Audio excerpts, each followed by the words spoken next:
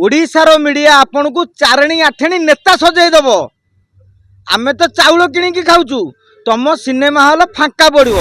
आज सी हो बीजेडी मुखपात्र मु कह कथा तुम एमपी होती बैजयंत पंडा टे बैजयंत पंडा को फोन करके पचारूना आज्ञा आप बीजेडी ना बीजेपी कहतु मत कहतु कौ मीडिया वाला हेटी थे से वीडियो तांकरी कर्मी भाइराल कले तारी भितर नकारात्मक मंतव्य आसला मीडिया हो गला आठना चारणा हो 2024 मार्च में बीजेपी मिसिल 2024 अप्रैल टिकेट नेल एमती संगठन कल 8 दिन भर 80,000 भोट आज्ञा से भोट बैजयंत पंडा से भोट बीजेपी बबी बाबू बोधे जानी सारी भिणेकर प्रकृत नेता हबार योग्यता नथिला। अरिंदम रायकर परिचय सिनेमा जगत रे जेतिकी तांकर सबुठारु बड़ परिचय है से बबी दासंकर भिणी। देखो प्रथमे नेता माने मीडिया को डाकती मीडिया कौन सी नेता पाक आगुआ जाएनि किंतु नेतांकर प्रचार कला बेलू मीडिया वाला ठीक कांदे हाथ पकई कथा हे जिते बड़े नेता गोटा भूल कर भाइराल हो गला सेते सागे सागे मीडिया को गाड़ी दौरान मु भावुँ आपण मैंने जिते बर्तमान बैट नौ नेता मान आफिडेविट आणुरी जे भविष्य आम विरुद्ध में तुम पदुटे कहबनी कहीं कहला भाया कहले चलो कई किसी कहते मीडिया ठीक भाव में कम करूनी आम एकमत रोचु केतबेले बहुत समय बड़ बड़ गणमाध्यम ठीक न्यूज परिवेशन न करी बुले बाकी खबर परिवेशन करूँ तेमे कह चारणा आठेणा चाउल किणा माने मु भावुची सी बोधे क्या मीडिया भावुं कौन भावुं आम जानिनु। अवश्य गोटे गीत भाइराल होता बड़ घर लो बेटी लो गोटे गीत भाइराल होता मुझे भावुची सी गोटे बड़ घर जुआई गोटा करके गोटे गीत टी भाइराल कले भल हाँ कहीं अरिंदम रायकर परिचय सिनेमा जगत रे जेतिकी तांकर सबुठारु बड़ परिचय है से बबी दासंकर भिणी जो गत 15 वर्ष धरी 2009 मसीह 2024 पर्यंत 15 वर्ष परिश्रम कले भी बीजेडी टिकेट देला नहीं कहीं बीजेडी टिकेट देला नहीं मु भावुची बबी बाबू बोधे जानी सारी भिणेकर प्रकृत नेता हबार योग्यता नथिला एवं एबे जो सालेपुर टिकेट पाइले से टिकेट ऊपर जो पाई साइला पर बड़ नेता देखई होउछंती से मध्य बुझिबा दरकार जे सेतेबेले बीजेपी रे टिकेट नबाकू लोक ही नथिले प्रकाश बेहरा टिकेट नबा कथा बीजेपी रे थिले लोभरे पड़ी से बीजेडी रे पळेले दल देखिया हठात काहाकू पाइबो काहाकू टिकेट देले चलिबो सेपटे तेणु दियो गोटे अरिंदम बाबू को दे दियो हो 2024 मार्च में बीजेपी रे मिसिल 2024 अप्रैल टिकेट नेल एमती संगठन कल 8 दिन भर 80,000 भोट आज्ञा से भोट बैजयंत पंडा से भोट बीजेपी तेणु इतिमध्य प्रकाश बेहरा जो बीजेडी छाड़ी बीजेपी को आसिले सेते टेंशन हो गला कौनटा करी तेणु गोटा कलिकजिया करी बाहा गोटा बढ़िया सुना बड़ा भी पिंधि ताकू रंग देखे देकी निजे निजे ऑडियो वीडियो रिकॉर्डिंग कर अरे तुमरी कर्मी देते वीडियो मत कहतु कौ मीडिया वाला हेटी थे से वीडियो तांकरी कर्मी भाइराल कले तारी भितर नकारात्मक मंतव्य आसला मीडिया हो गला आठना चारणा ओटीवी सांबादिक सागर से 1-to-1 कले सारा ओडिशा जानी ओटीवी हूँ बीजेपी समर्थक बीजेडी कट्टर विरोधी से बीजेडी मुखपात्र मैंने डायस को स्टूडियो को भी जाती ना आज सी हो गले बीजेडी मुखपात्र मु कह कथा तुम एमपी होती बैजयंत पंडा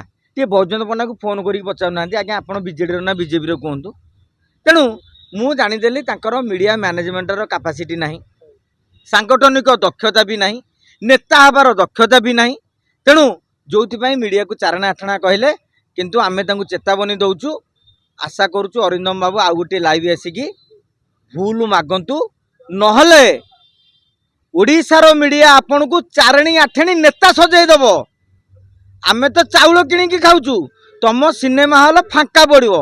अरे डर लगुच तुम सिनेमा हॉल सिनेमा चलुनि बोली सिनेमा करिया को डर लगुच तुमठू टिकी टिकी आर्टिस्ट मैंने सिनेमा करी बर्तमान हाउसफुल करी कोटी कोटी टका रोजगार कले तुम से भी दक्षता नहीं खाली बॉडी देखे दे कि तुम नेतागिरी करुच बॉडी देखे दे कि कहूँ मुझे बड़ बड़ हिरो तेणु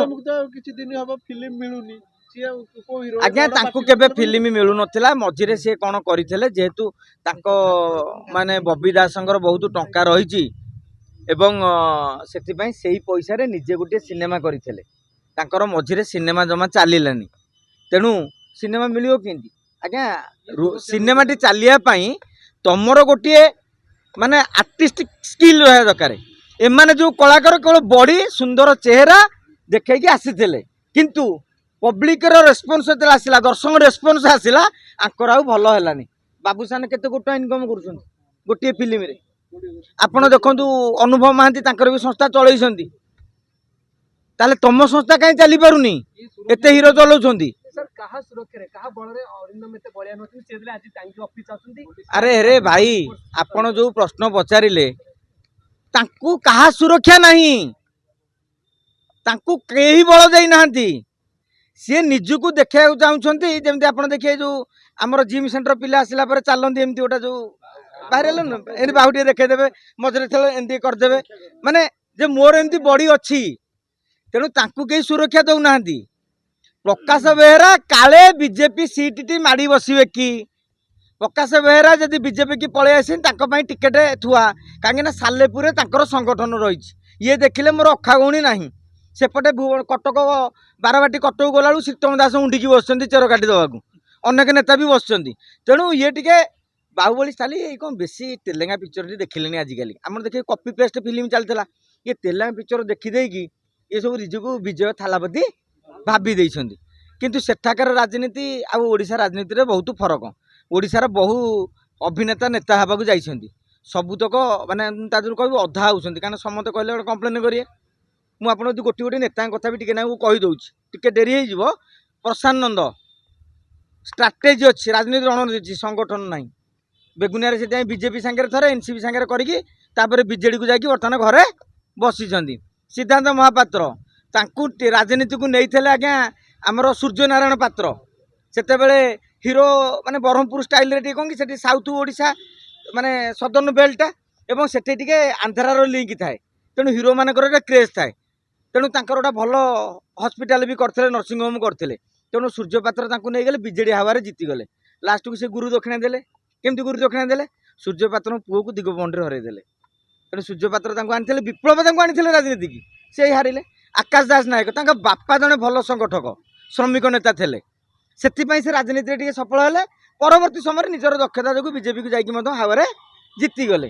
ଅନୁଭବ ମହାନ୍ତି ତାଙ୍କର ସାଂଗଠନିକ ଦକ୍ଷତା ନଥିଲା, ରାଜ୍ୟସଭାକୁ ଗଲେ କମ୍ ବୟସରେ, ତାପରେ କେନ୍ଦ୍ରାପଡ଼ାକୁ ଗଲେ।